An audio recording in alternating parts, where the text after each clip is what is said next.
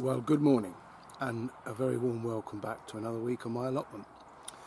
I'd like to start by announcing, if you haven't noticed, I've reached 600 subscribers. Fantastic for a little channel like mine with an old grumpy bloke and a run-of-the-mill allotment.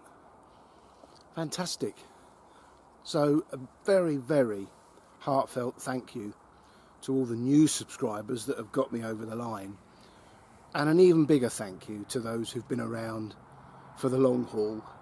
You're absolute saints. Yeah, actually I reached 600 subscribers on my last video, but it was 600 exactly. And I knew what would happen. It dipped to 599 the day after my video went out. I seem to have that effect on people. Anyway, yeah, I'm very, very pleased. And I'm incredibly grateful to every one of you who've stuck around. When you think the love of my life has never watched a single video, you're all absolutely wonderful. Anyway, so thank you very much. And I've said before that October the 1st is the start of the gardening year. It's not me that came up with that, it was the Monty Don, and I agree with him. So things have started for next year. I'll show you that in a second. I am very much focused on next year, whether it's sowing seeds, buying and ordering seed potatoes and buying seeds, etc. Planning each bed and what's going to go in it next year and making sure that each bed is prepared, ready for particular crops. Yeah, very much focused on next year. However, today, I'm up here all day, it's Sunday. I hope you remembered the clocks went back. Yeah, the clocks went back. So I believe that meant we got an extra hour in bed, although I think I've spent it up here. I've got some very specific and quite significant jobs to do on the plot today. So without further ado, let's go and have a look at what they are. I'm actually starting arse about face because this is the lowest priority job, and it's my multi-sown sensu onions. I'm only growing onions from seed from now on, that's the plan, because all of my sets bolted last year or this year. So yeah, these were grown from seed in my greenhouse at home. They're a good size now, and I think they'll be okay over winter. I mean, I'll soon find out, won't I? And on this side, sitting on the compost heaps, are the garlic cloves. Most of them have germinated to some degree or another, but I'm not planting these today. I have just brought them up to make room in the greenhouse for the pelargoniums that are coming out of the pots and going to be stored in the greenhouse over winter. And I know garlic needs a spell of cold weather, so I don't mind how cold it gets here or wet. They'll be absolutely fine. Well, this is the hedge that separates my allotment, from the golf driving range car park. And it's getting, Les doesn't do anything with it at all. And it's getting quite big. And it's shading my pots. So I spoke to him in a week, and he has no interest whatsoever and said, do what you want. So I've started chopping it down. I've done that bit there, which has created a large pile of cuttings.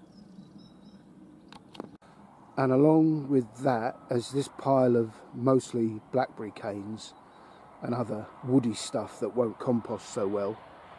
And so the priority for me this morning, as soon as it's a decent hour, is to get the chipper out and to put that lot through the chipper and get rid of it. The second job I've got, and I've made a start on this raised bed here. I grew the courgettes in these beds, and I'll probably do the same again next year. But I took out all the soil, and then I put in vegetation from one of my compost heaps that is not yet fully rotted down. I packed it in, chopped it up, and then I've put the soil back in on top, which raises the soil up near the top again, because inevitably it sinks. Well, that's one. I have another 3. So at some point today I'm going to do that job. But that isn't a priority. This next job is. Right, up near the shed I have 2 beds of Sarpo Axona main crop potatoes. And that bed there have been badly hit by blight. Even though they're blight resistant, they're resistant, not proof. And this bed, I chopped the top growth off a week ago. So both these beds are going to be emptied of their potato haul today, for better or for worse. That really is the priority because it's a crop. And then the last significant job I have today is this bed. This bed is a mix of butternut squash and birdhouse gourds.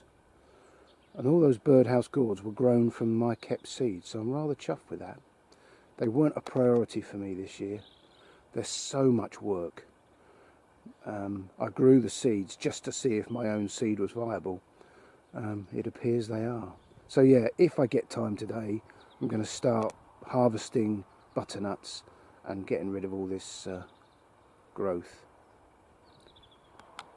And an ongoing task over the next few weeks, and I'm quite a significant way through it, is top dressing the beds with my own compost. Now this really isn't particularly good stuff, it's not sifted, there's all sorts of bits and twigs and whatever in it. However, as a top dress and a mulch, it's perfectly fine. Over winter it will disappear, and it will replace nutrients lost through the winter rains, hopefully. So that will be an ongoing task over the next few weeks, to continue that with the other beds I haven't done.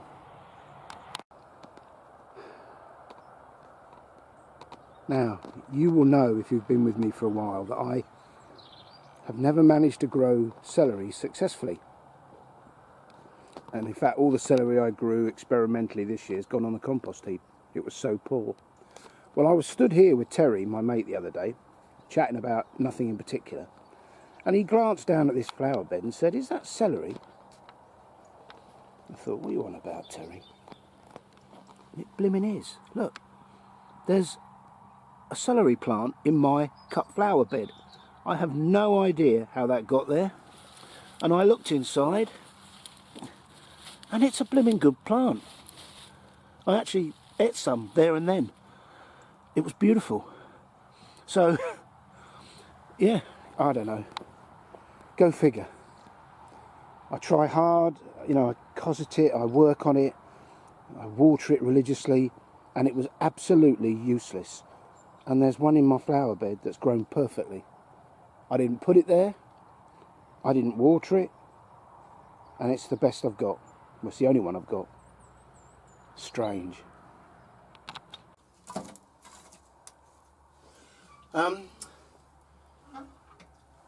On YouTube, there's a really funny clip of Greg Davis, the comedian, on the Graham Norton show, and he's telling a story of when he was a teacher in a deaf school, and he had to wear a microphone, and the children had earpieces, and they could, if they were partially deaf, they could hear what he was saying better.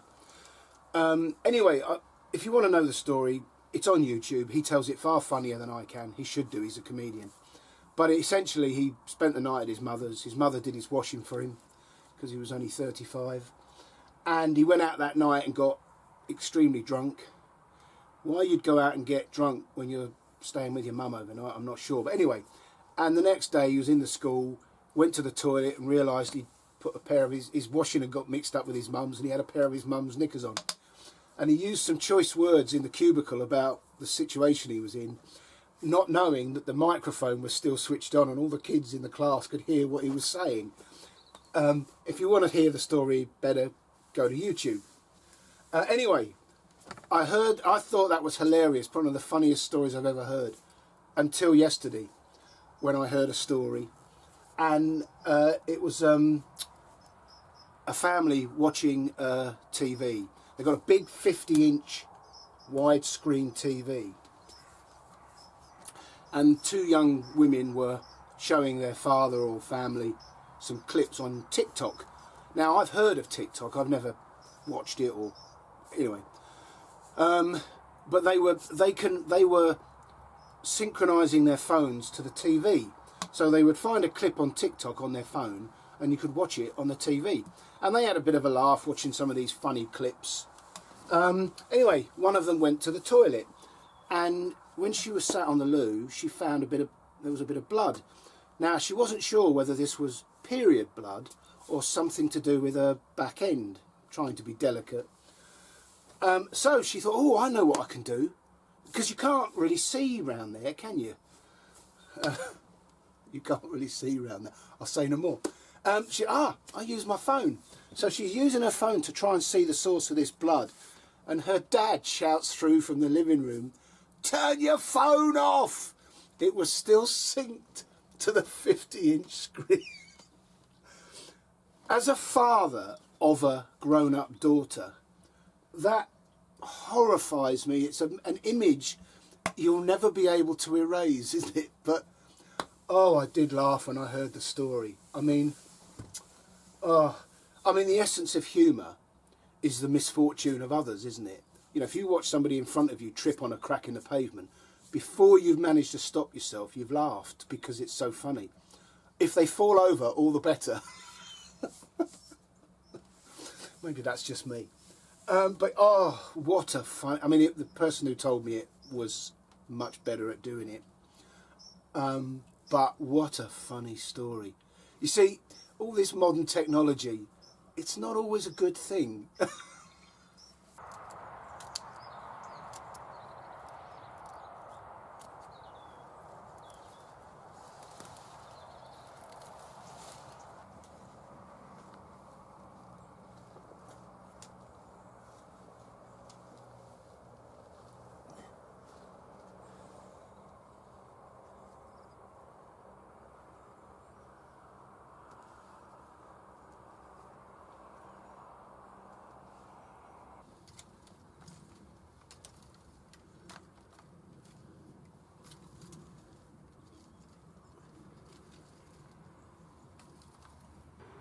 Well, this clip is for my mum.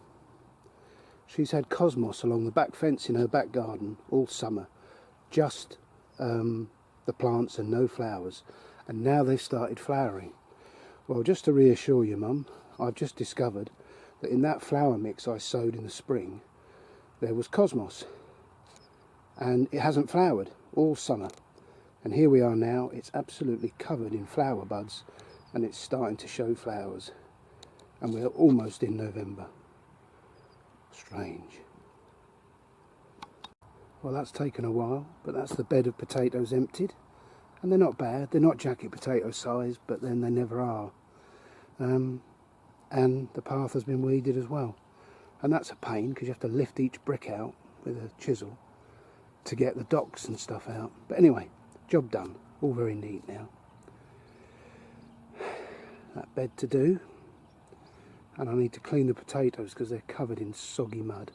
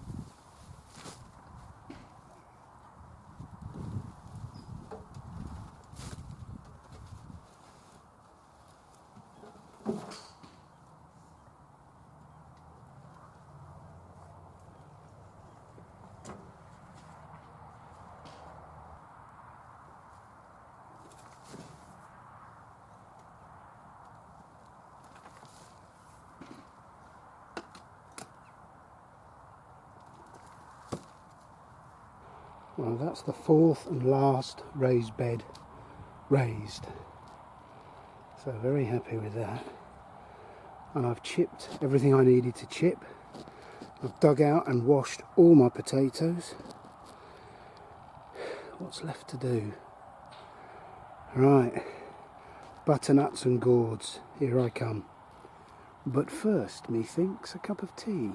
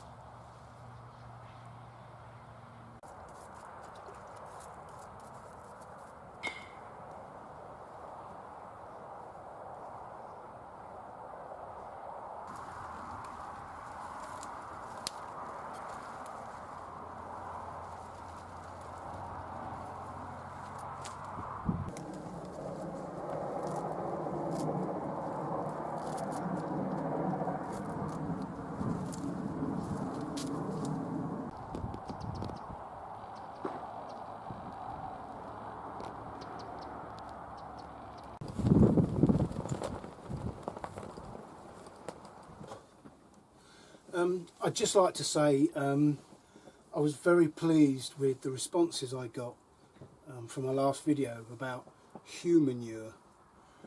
It generated a lot of interest, and thank you for all the lovely comments.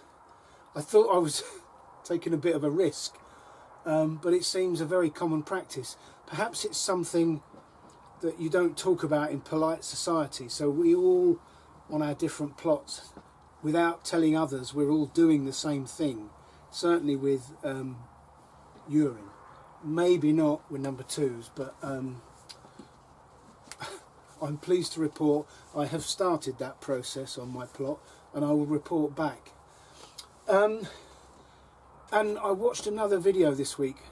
I've become fascinated with composting toilets, and I watched a US homesteader, and he was showing his particular system, a variation on the theme of many others, but he said something that really struck a chord with me.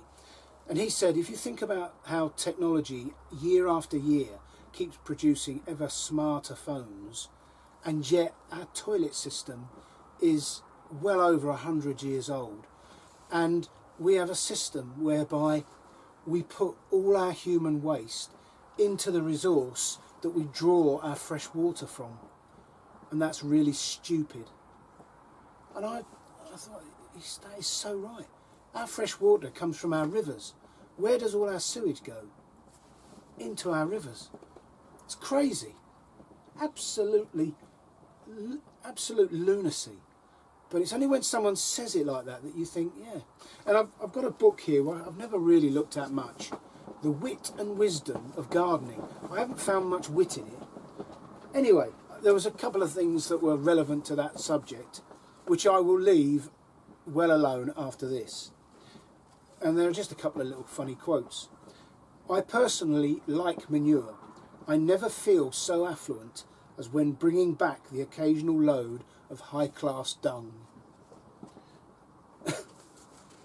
The longer I live, the greater is my respect for manure in all its forms. There's no doubt when we get a delivery, we haven't had a delivery for over a year now, but when we get manure from the farmer, the people here, and there aren't many that actually garden regularly, always walk over to it to inspect it, to see what kind of manure it is and what condition it's in. It does fascinate gardeners. Gardeners, like infants, are proud of their waste products. I like that one. And the last one. The best fertiliser for a piece of land is the footprints of its owner. That's quite deep. Anyway, thank you for all your comments. Well, I think I'd lost 3 or 4 of those potatoes to damage, so it's an excellent crop of potatoes, Sarpoaxona. The butternuts are very small, but there's no damage again. The carrots look good, as do the leeks, and that one parsnip is so big that'll do both of us for tea. So a nice autumn crop.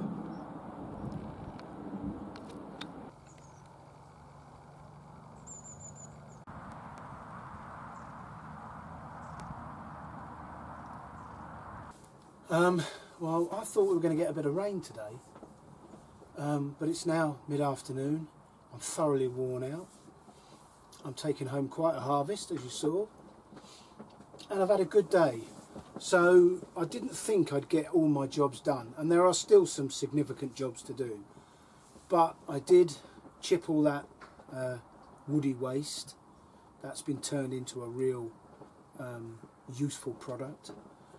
I've harvested carrots, I harvested the butternuts, I dug up the 2 beds of potatoes, which was another priority, and all those 4 raised beds have now been raised with partially decomposed material underneath them, ready for next spring. So I feel I've made headway. I've got my broad beans to sow in the next week. And then that's everything sown in the autumn, ready for next year. I haven't managed to get the onions and the garlic in the ground today, but I'll save that for another day. I won't be here next weekend. I'm pleased to say that my son-in-law Carl and I are going canoeing in Scotland. Not quite sure where yet, because we've looked to see what the weather does, but really looking forward to that. So I won't be here next weekend, but I shall be here the weekend after, I suspect. So I'll see you in a fortnight. Until then, look after yourselves, take care, bye for now.